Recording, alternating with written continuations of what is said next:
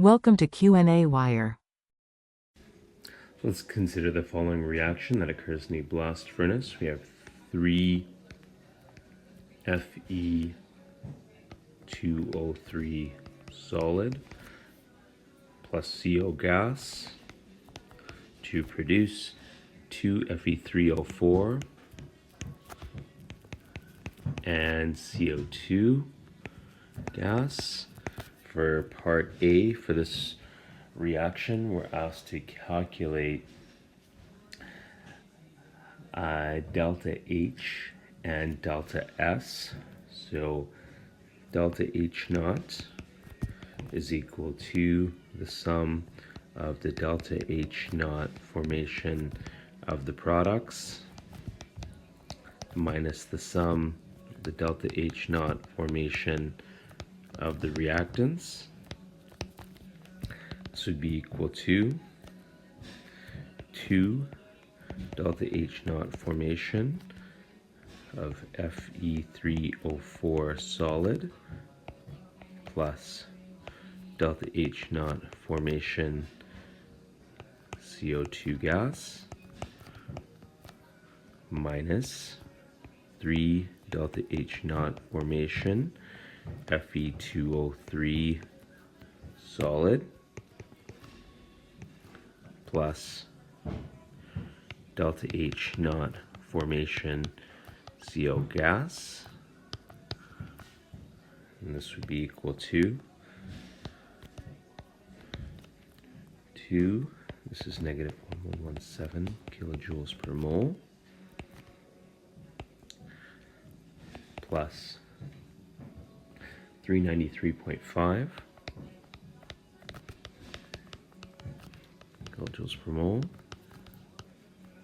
minus 3 times minus 826 kilojoules per mole plus minus 110.5 kilojoules per mole, and this would work out to a delta H naught of negative 39 kilojoules per mole. To calculate delta S naught is equal to the sum delta S naught of the products minus the sum delta S naught of the reactants. This would be equal to 2 delta S naught Fe3O4 solid plus delta S naught CO2 gas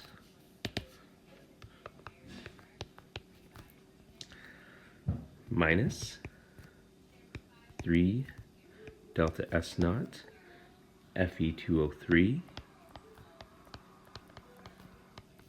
plus delta S naught CO gas, and this would be equal to 2, this is 146 joules per mole Kelvin plus 214 joules per mole Kelvin minus 3 times 90 joules per mole Kelvin plus 198 joules per mole Kelvin.